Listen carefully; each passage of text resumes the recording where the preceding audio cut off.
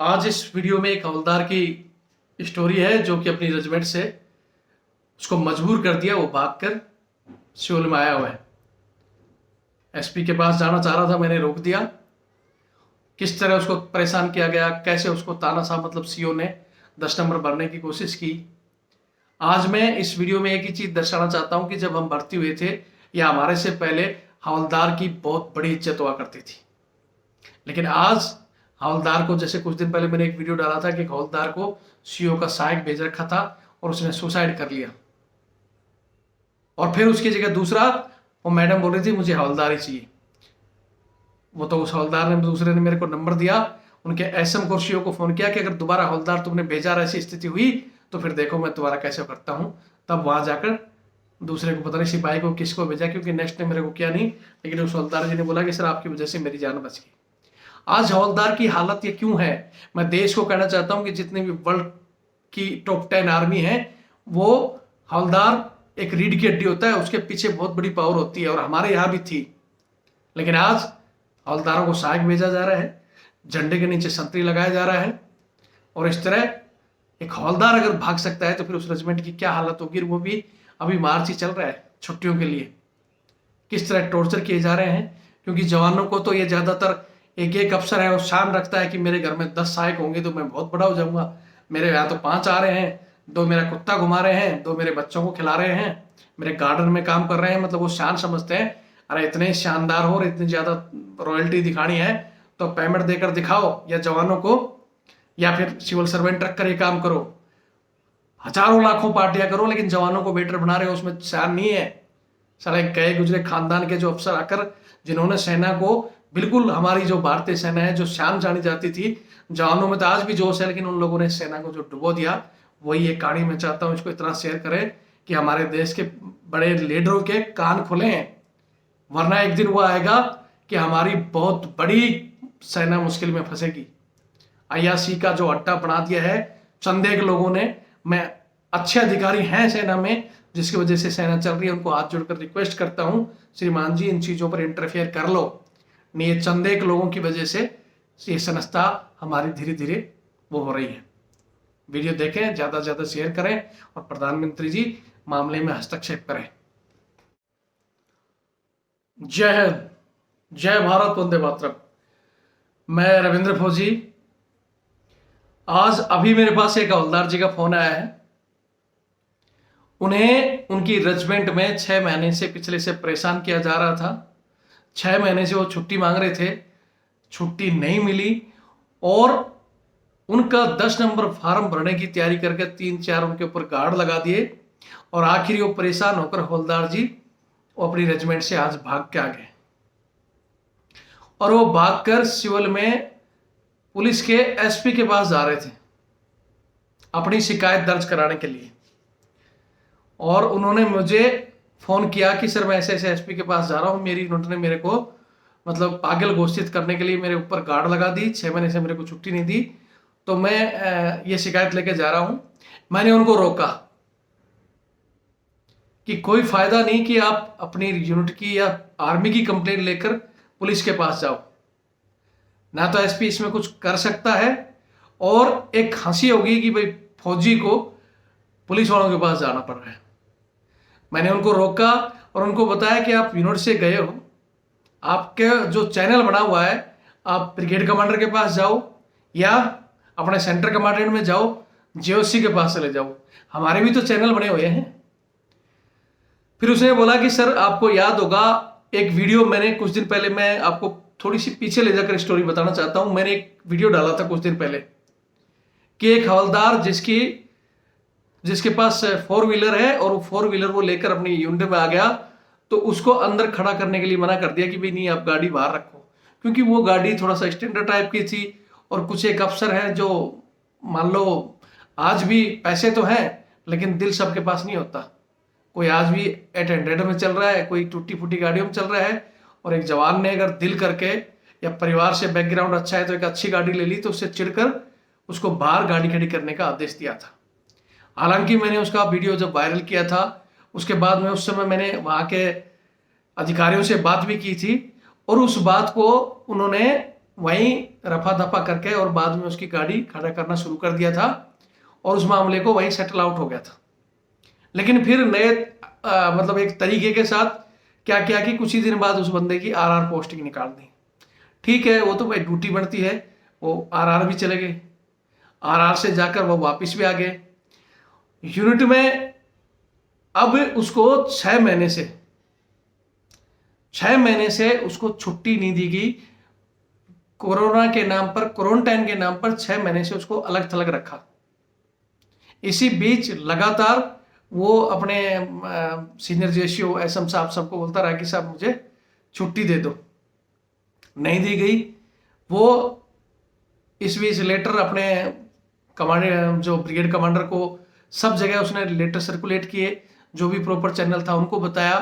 बीच में brigade commander ने उनकी थोड़ा सा बातें सुनी और उसको इंटरव्यू के लिए बुलाया। तो उसका इंटरव्यू करके और उसको सीओ साहब को बोला कि भाई ऐसी चीजें आप मत करो और इनको थोड़ा ठीक करो मामले को।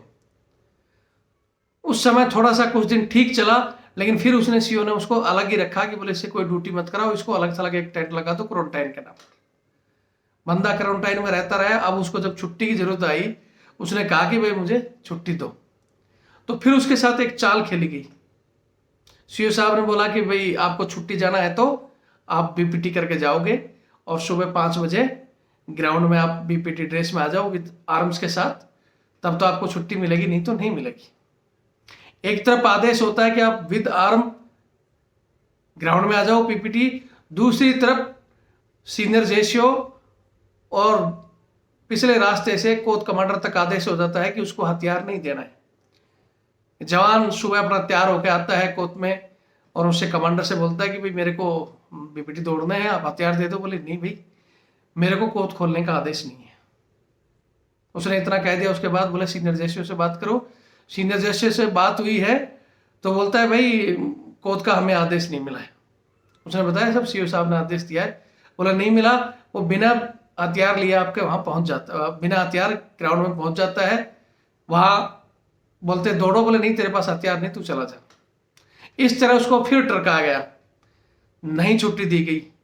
बोले यार तू बीपीटी दौड़ा नहीं। उसने रिकॉर्डिंग है उसकी, जिसमें रिकॉर्डिंग मेरे पास वो सारी भेज रखी है। उसने अपना वीडियो भी भेज रखा है। हालांकि मैंने बोल दिया कि अभी वीडियो को रोको, आप अपने सेंटर में चले जाओ, आपकी पक्की पकाई नौकरी है, सेना के हवलदार हो, मत करो ऐसा। तो मैंने उसका वीडियो अपने पास रख लिया। मैंने उनके नंबर मांगे अधिकारियों के, आज मैं उनका नंबर लगाया लेकिन उन्होंने उठाया नहीं। मैं पहले भी कई बार कह चुका हूं, अगर बात करने से समस्या का हल निकलता है तो बात करने से क्यों डर लगती है। बल्कि उनके पास मेरा नंबर है सेव, लेकिन उन्होंने मेरा नंबर उठाया नहीं। मैं हमेशा की तरह वही आज इस वीडियो को बिना नाम लिए डाल रहा हूं और उन्हीं के व्हाट्सएप पर भेज भी दूंगा इसको।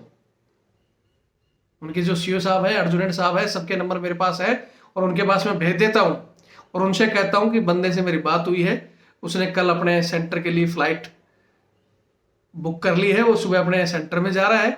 सेंटर कमांडेंट को भी उसने मैसेज कर दिया है। लेकिन मैं फिर कहना चाहता हूं कि उसको कि भाई मैं आज बात करता हूं और ये मैसेज उनको देना चाहता हूं कि वो कह रहा है कि या तो उसकी लीव स्लिप छुट्टी बनाकर उसकी आप व्हाट्सएप पर या कैसे भी भेज दो, ताकि वो वहां नहीं जाके अपनी छुट्टी काट के चुपचाप आ जाए। और ये ड्रामा कि उसके ऊपर गार्ड लगाकर जबरदस्ती, बोले वो और कोई चारा नहीं है तो एक 10 नंबर का फार्म भर दो। यहां मैं हमारी जनता को, वीडियो थोड़ा सा लंबा हो जाएगा, सिर्फ इतना बताना चाहता हूं कि हमारे समय में या जो भी हमने, हमारे से भी बहुत पहले की बात है, हवलदार रैंक बहुत बड़ी पावर का रैंक होता है। जितनी भी वर्ल्ड की बड़ी बड़ी आर्मी है, हवलदार की उनमें पावर देखोगे और हमारे में भी था। लेकिन आज हमारे यहाँ हवलदार की पावर को ऐसा कर दिया है कि यहाँ जो कल परसों एक सुसाइड किया था बंदे ने, हवलदार ने, उसको सहायक भेज रहे थे जबरदस्ती, वो ड्यूटी कर रहा था सहायक की और बहुत मना कर रहा था, साहब मैं हवलदार बन गया, मुझे चेंज कर दो। नहीं किया और उसने सुसाइड कर लिया। आज हवलदार गार्ड में झंडे के नीचे संतरी खड़े हैं। वहां जिस बंदे का एक ने सुसाइड की थी और उसके पास दूसरा एक हवलदार ही ड्यूटी भेजा जा रहा था, वो मैंने एसएम और सीओ से बात करके उसको रुकवाया मैंने, उन्होंने रोक दिया, इसलिए मैंने उनका नाम नहीं लिया। ये कब तक चलेगा? इसमें कहीं ना कहीं हम लोग भी जिम्मेदार हैं, क्योंकि दूसरे के साथ होती है तो मैं चुप, उसके साथ हो रहा है तो वो चुप। जो पावर है हम लोगों ने खुद गिराया है। यहाँ मैं इस वीडियो में आज ज़्यादा कुछ नहीं कहूँगा, क्योंकि फिर लोगों का वही दिमाग है, सब वीडियो लंबा हो जाता है। अगर सुबह तक उस बंदे को कहा है मैंने वीडियो मंगाए हुए हैं, वो सेंटर में जाएगा, आज की रात है उनके पास, उसकी लीव स्लिप भेजने में टाइम नहीं लगता, सेंड करके व्हाट्सएप पर भेजने में, भेज दो, मामले को सेट आउट कर लो। मैं देश की जनता से फिर कहना चाहता हूँ कि जिस रीढ़ की हड्डी माना जाता है हवलदार सेना का, लेकिन उस रीढ़ की हड्डी को इन्होंने पैन शुरू कर दिया है, हवलदार की इज्जत को बिल्कुल जीरो कर दिया है। जैशियों तक सेना में घास काट रहे हैं अपनी ऑनरी के चक्कर में, ना तो जैशियो बोलते हैं, और हवलदार एक के साथ हो रहा है, दूसरा हंस रहा है कि बोलो बढ़िया है। जवान के साथ होता है तो बाकी लोग हंसते हैं। इसलिए यार आप अपने हकों से अनजान हो, ठीक है सेना में कि भाई senior is senior, junior is nothing, ये चीजें हैं, लेकिन इसका मतलब ये नहीं कि सीनियर गलत कर रहा है और उसके खिलाफ कोई ना बोले। उसके खिलाफ लिखित में अगर आप कंप्लेंट देते तो अगर एसएम चाहे और सारे जेसीओ एनसीओ साइन करके दें, सीओ की छुट्टी हो जाएगी, एक दिन में कमांड चेंज हो जाएगी उसकी। आप अपनी पावर को करो तो इस्तेमाल, नियम कानून बने हुए हैं सारे। अरे लोकतंत्र है, प्रधानमंत्री तक हट सकता है इस देश का अगर पब्लिक चाहे तो। वही सिलसिले फौज के आदेश हार्ड हैं, लेकिन अगर कोई सरेआम गलती कर रहा है, इस तरह जवानों के साथ तानाशाही कर रहा है, उसके खिलाफ एक्शन ले तो हट सकते हैं। लेकिन सबको ऑनरी चाहिए, सबको लालच बढ़ा हुआ है, और उस लालच में इस देश की जो ताकत है वो धीरे धीरे टूटती जा रही है। क्योंकि ज्यादातर जवान तो इनको सहायक चाहिए अपने घरों में काम करने के लिए, जूते पुलिस कुत्ते घुमाना, पता नहीं क्या काम है। फिर हवलदार बचेंगे, उनको ड्यूटी और इस तरह की परेशानियां। कोई मुंह खोले तो उसको 10 नंबर। ये अंग्रेजों ने चलाया था, भारत देश में पहले ऐसे नहीं था। अंग्रेजों के आने के बाद चला ये पागल खाने अंग्रेजों ने बनाए थे कि जो भी क्रांतिकारी थे या कोई अच्छाई के लिए आवाज उठाए तो उसका 10 नंबर भर के और भेज दो वहां पागल खाने में। और आज भी वही हो रहा है कि कोई मुंह खोलता है तो उसका 10 नंबर, अच्छे बच्चे का 10 नंबर भरकर सीओ लिख के देता है। मतलब यहाँ डॉक्टर नहीं देखता, सीओ लिख के दे देता है, तो डॉक्टर को एक बार नहीं तो दोबारा में मजबूरी में साइन करने पड़ते हैं कि भाई आपका सीओ भेज रहा है। समझ में नहीं आता इस देश में कब तक ऐसे कानून चलेंगे। जरूरत है आवाज उठाने की। मैं ज्यादा कुछ नहीं कहूंगा। सीओ साहब को आज फिर मैं कहना चाहता हूँ, अर्जुनेंट साहब का मैंने 2-3 बार कॉल लगाया, नहीं उठाया। कॉल नहीं उठाने से ये मतलब नहीं है कि बातें फिर डबल रफ्तार से बाहर जाएंगी। उस जवान का वीडियो और सारी चीजें मेरे पास है, दोबारा सारी रिपीट होंगी। या तो हल है फिर कहता हूँ कर लेना, नहीं तो कलो सेंटर कमांड में आज वो पुलिस के एसपी के पास जाता है या सिविल मीडिया के पास जाता, फिर आप बोलते हो कि सर हमारी बेइज्जती हो रही है। हम तो कम से कम उन चीजों के नाम तो छुपाव में रखते हैं। एक रेजिमेंट, एक बोलते हैं ना कि कितने लोगों ने सींच कर उस रेजिमेंट को कहाँ तक पहुंचाया है, और एक कोई गधा आ जाता है बोलते ना उसी से खराब कर देती। जय हिंद, जय भारत, वंदे मातरम।